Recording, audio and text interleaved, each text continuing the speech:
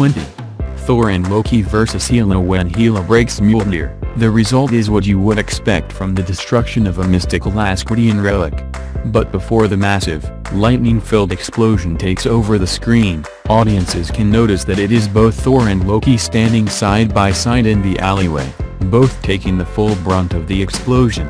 We knew from set photos that Thor and Loki would both be seeking their father, Odin on Earth, Midgard, but their placement here, together, standing opposite Hela as she shatters one of Asgard's mightiest weapons, could bear as much thematic weight as it does to the plot.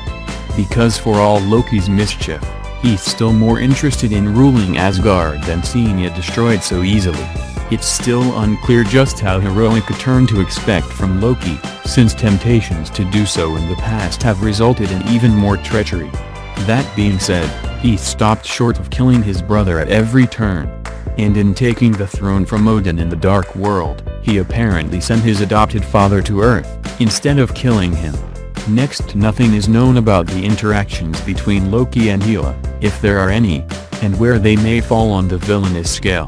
It's safe to assume that Loki and Thor enter yet another shaky alliance, but with this scene, there may be reason to think Loki might finally come to his senses. For the sake of a kingdom to rule, if nothing else. 19.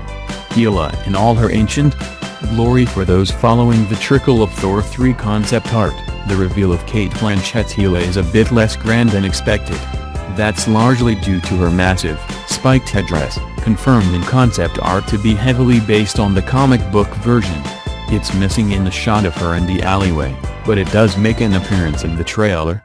The most memorable of those shots being the one seen here, depicting Hela in full costume, makeup, headdress, and taking a pose that might actually be an inspection of her fingernails. That's the impression, anyway.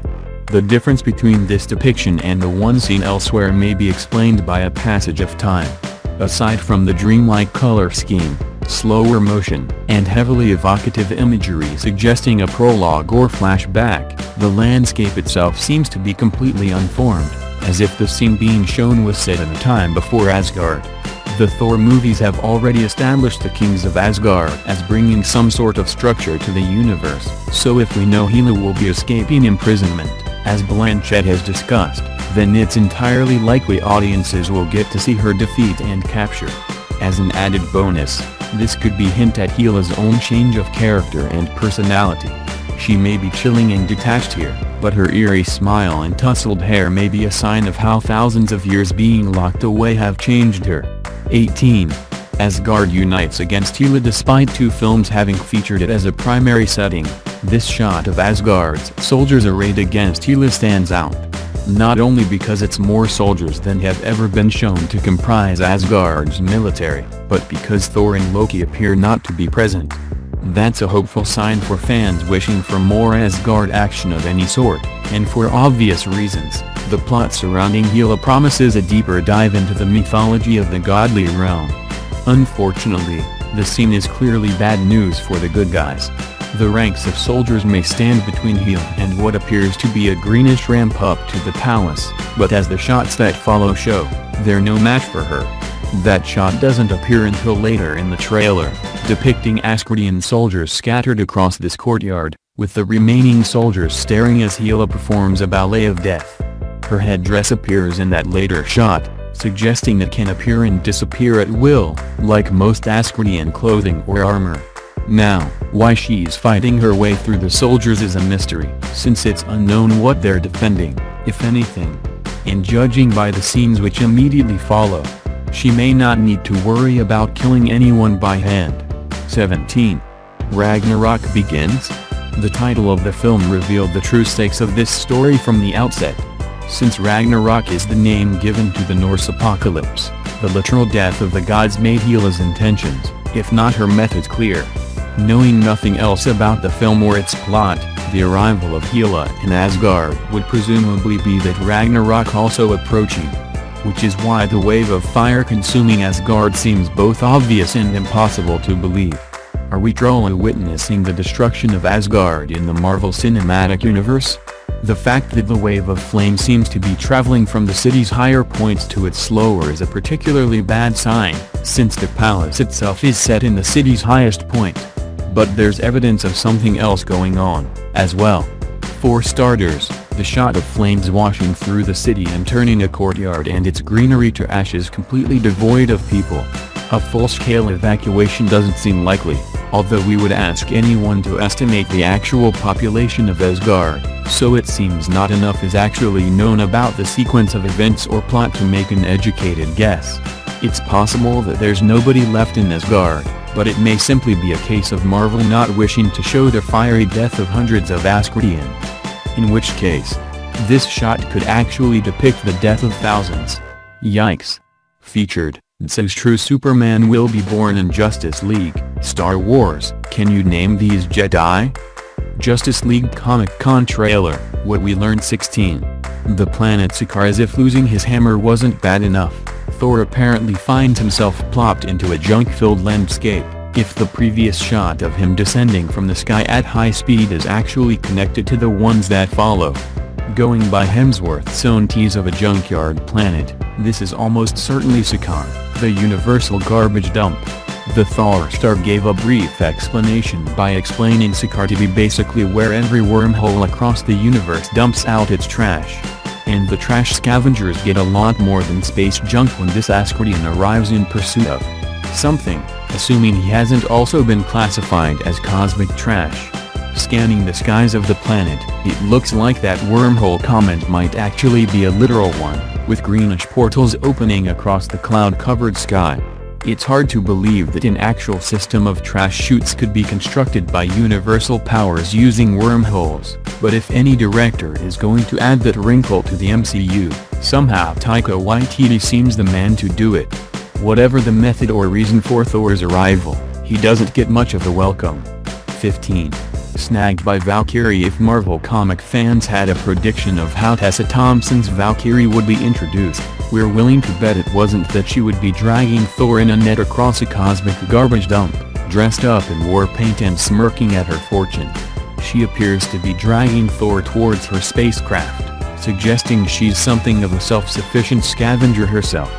Thanks to photos and videos captured on the set of Ragnarok, fans have already seen Valkyrie's white face paint, as well as this particular leather armor.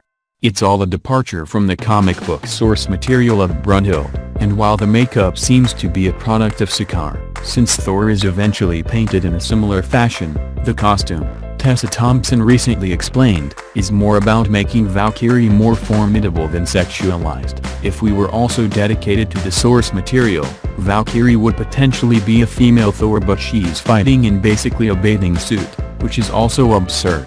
So we had a conversation of, what is a strong look? Like, she should probably be in pants. That probably makes more sense for the kind of work she's doing. And we had conversations about her sort of feeling like a tomboy and having a certain masculinity about her while still being very much a woman. The trailer gives a front-on look at Valkyrie's armor soon enough, depicting a version of Valkyrie that is, needless to say, not quite as glorious as the Valkyrie of Norse mythology. The reason for that, as well as the reason Thor lands in her custody. Well, the trailer answers those questions soon enough. 14. The Valkyrie of Norse mythology. Valkyrie's current costuming is a step down from the Norse armor she's been wearing in more recent comic stories, but fans do get a glimpse of that splendor, not just on Valkyrie, but on the Valkyrier, the entire order of warrior women Odin entrusted with ferrying the souls of the dead to Valhalla.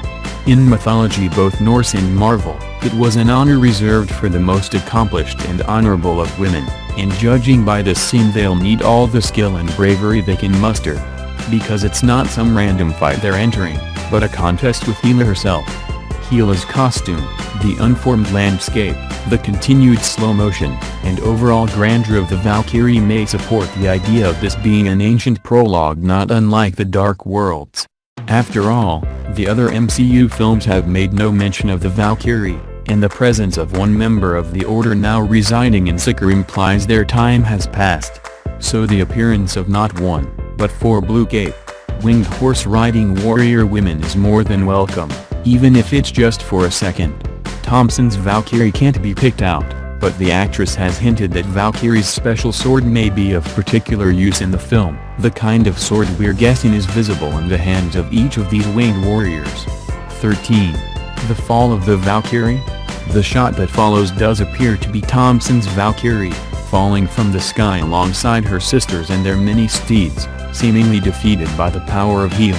Whether that means fans can look forward to a prolonged battle sequence, or this painterly tableau of a single throw of Hela's sword felling Odin's fiercest fighters isn't clear. But the surreal imagery and style here is staggering either way, and something fans would more likely expect from Zack Snyder than Taika Waititi. The Fall of the Valkyrie seems as fitting a title as any for this masterpiece, and how it informs Valkyrie's character when faced with Thor has been hinted at by the stars. The question is obviously how Valkyrie went from this ancient defeat at Hela's hands to pulling Thor out of a cosmic junkyard planet. Since Hela was clearly imprisoned at the end of that story, and Valkyrie lived beyond this battle, why did she leave Asgard? Chris Hemsworth suggested one explanation, hinting that a return to Asgard for Thor and Valkyrie would be completely different experiences. We wanted Thor to encounter somebody that was much more his equal and in many ways his superior. Valkyrie is trying to not embrace any sort of Asgardian heritage that she has. Thor thinks maybe that will create a bond between them and, on the contrary, she wants to forget it all entirely. 12. Jack Kirby's world becomes real for the average movie fan mainly familiar with the Marvel Universe through the MCU. The alien world of Sakaar that Thor is dragged through and thrust into can best be described as not just alien, but geometric. It's easy to appreciate with no greater reference, and could be taken as another step behind James Gunn's own image of angular alien worlds and technology in Guardians of the Galaxy. But comic book fans who know their foundational artists see these sets and character designs for what they really are, as close as the MCU has yet come to bringing Jack Kirby's art style to life. Pick up a cosmic comic book from the past half-century pointed to as a reference for a Marvel movie story, and there's a good chance it will have been penned by Jack Kirby, the creator of both Marvel and DC's most lasting cosmic worlds and figures. Whether it's Galactus or Darkseid and the New Gods, the outlandish, but somehow purposeful, lines, armor, helmets, and unspecified space machinery are the mark of Kirby. We can only hope the film itself keeps up the love. 11. The Grandmaster gets a prize. The first look at Jeff Goldblum in motion as the MCU's version of the Grandmaster is a bit of a departure from the source material, we think, but judging by the results, it's likely fans will embrace it. Especially when the role of a cosmic, pleasure-seeking, gladiator promoter seems a role Goldblum was born to play. At least that's the role we assume he's playing, since Valkyrie brings the captured Thor to him as a contender, most likely for his gladiatorial games. Goldblum's role is kept to a minimum in the trailer, but if the large, undulating, gray-furred objects on either side of Thor are a sign of what's coming, we don't mind the filmmakers keeping some surprises. As for Valkyrie, it seems this exchange cements her role and occupation when the film finds her. Grandmaster suggests some familiarity, inquiring as to exactly what she has brought him. Is this the first contender for the gladiator arena that Valkyrie has supplied? And is this a sign that she has yet to recognize the son of Odin, or evidence that she is truly severing her connections to Asgard by offering Thor himself as a sacrifice? 10. Heimdall battles forces of Hela? Having sole grasp of the title of coolest Thor character with the least screen time, confirmation that Heimdall, Idris Elba, will be getting to slice apart some enemies with his giant sword is always welcome. But this is not the armored Heimdall we have known and loved. This is a cloaked, disguised, and long-haired Heimdall carrying his coveted sword through an unknown forest. It's possible that he may be the only one able to see through, or simply deduce Loki's trickery, and as such fled Asgard with the sword once used to grant access to the other realms. Where he is hiding, or who he is hiding from is the mystery. But his enemy may hold an answer. Taking a closer look at the enemy he's slicing apart as the shot begins, and while its face can't be seen without sword damage, the color and style, as well as the general undead, twisted feel of it, suggests a connection to Hela. She has been known to send her armies of monstrous foot soldiers against her enemies in the past, but one such soldier appearing only in this scene is curious. What does she want with Heimdall? Are the rumors of an Infinity Stone in his possession true? Or is she simply seeking out one of Thor's coolest characters to make sure he gets a role? 9. A plot-relevant wormhole? You would think that on a cosmic planet referred to by its star as a trash dump for the universe, one such garbage chute would be worth a greater amount of inspection. But in a seconds-long shot from the trailer, a wormhole appears that seems much more substantial and relevant to our plot. Not just due to the size of it, but the fact that it appears to be kicking up a serious storm in its immediate vicinity, both in the air and water. So what's causing it? And most importantly, who's piloting the spaceship that seems to be speeding straight towards it? An intense look for any and all clues to show what appears to be the same rippling black energy around its edge seen previously, with Hela emerging. Taken in its simplest explanation, this rupture is also caused by Hela. Could this be the visual representation of Ragnarok, with a void into space being open to swallow Asgard whole? Or is this planet still Sakaar? We can assume that Thor will be leaving Sakaar at one point, so if this spacecraft painted in a similar fashion is his ride out, this wormhole could be anywhere. 8. Scourge wields familiar weapons. Sure, the movie is set to include an Asgardian prince, a Valkyrie that once defended the path to Valhalla, and even a truly incredible Hulk. But that's all an appetizer to the real hero for many fans, Scourge the Executioner. The half-Asgardian, half-frost giant powerhouse is to be played by Karl Urban in Ragnarok, and has remained absent from most of the movie's marketing. Since he was famously used as a pawn by malevolent rulers, many immediately assumed that he would be carrying out Hela's orders in the film. But now, we're not so sure. For starters, Scourge isn't a typical villain. He's a tough, violent, and uncompromising warrior. But that's led to him being as much of a help to heroes as a hindrance over his comic book career. And since this shot reveals him unleashing what are distinctly human firearms, it seems most likely that he'll be taking up improvised arms, perhaps pulled from the space junk of Sakaar. Against who, you ask? Judging by his similarly gladiator-inspired costume, we would hazard a guess that Thor may meet at least one fellow gladiator with something to prove. Whether he survives the fight, and whether he truly is fighting on the good side of it remains to be seen. 7. Loki's defense. With some curious backup in the flurry of action in the trailer's last half, it's tempting to see Tom Hiddleston's Loki playfully tossing a pair of daggers, apparently preparing for a fight and simply fist pump with excitement. But more than any other shot in this trailer, the characters involved may reveal much of the overall story, and which side of the fight he winds up on. For starters, those daggers are a new addition to Loki's arsenal, and seem to share color scheme, at least, with Sakaar, or he's just not afraid of clashing.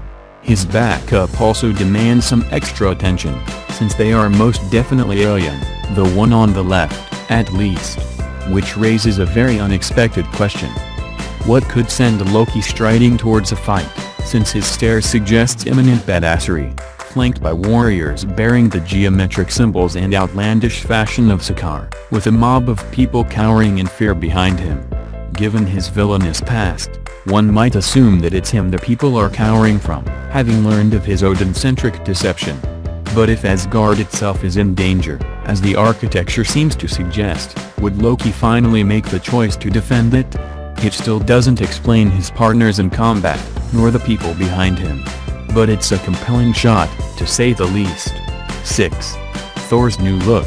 Now explained. Audiences were stunned when the first full image of the new Thor was revealed, sporting short hair, war paint, a more gladiatorial costume, and two very un-Thor-like swords.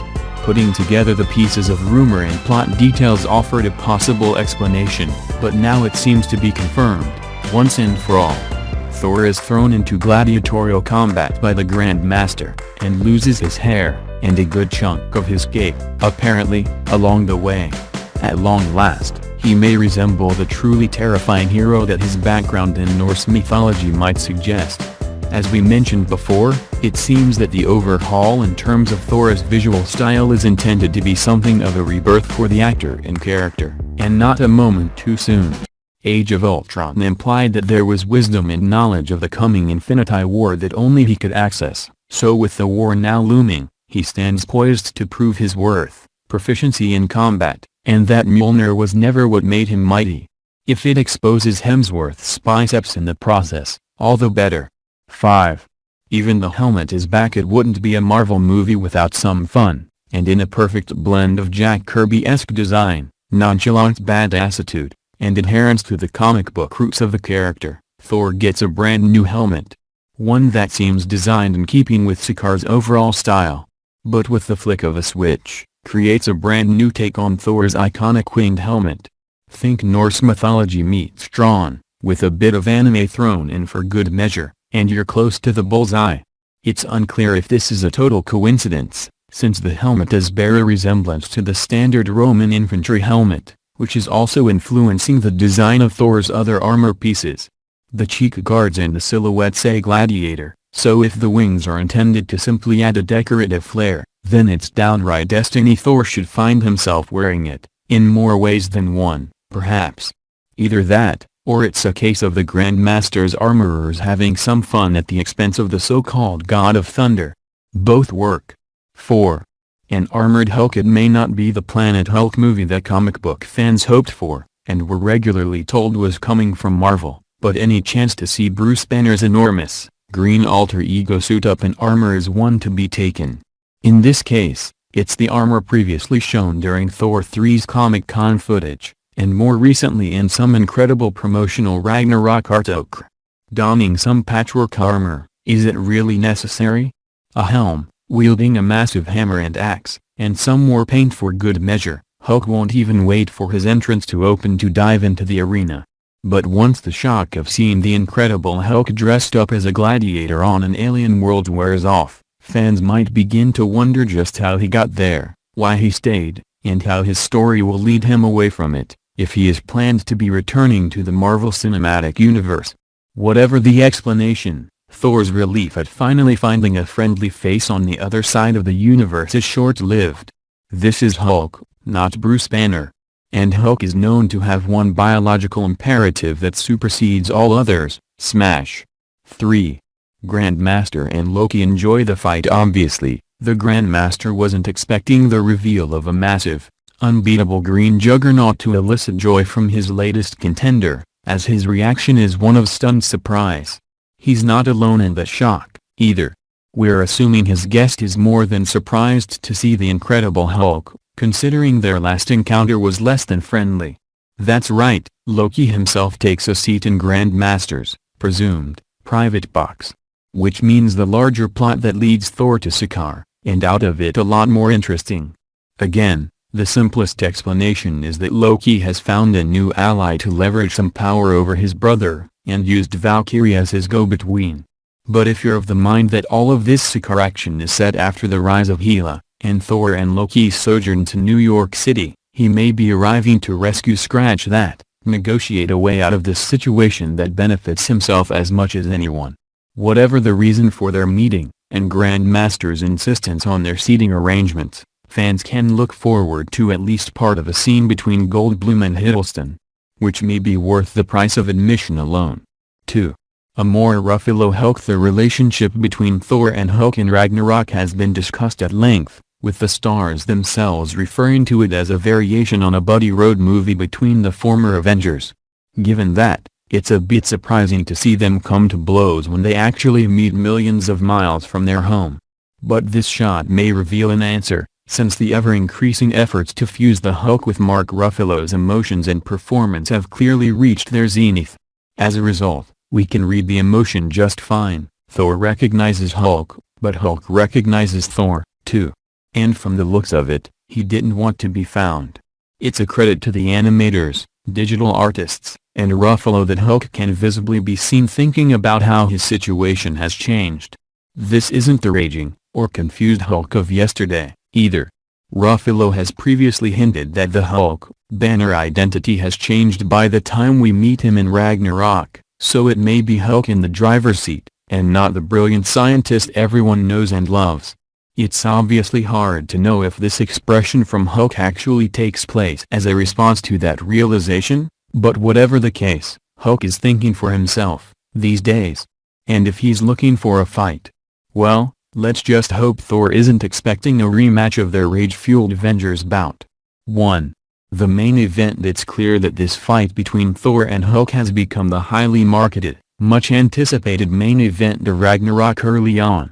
So it makes sense that the former allies rushing towards THOR to test their strength should be used to punctuate the trailer's final moment.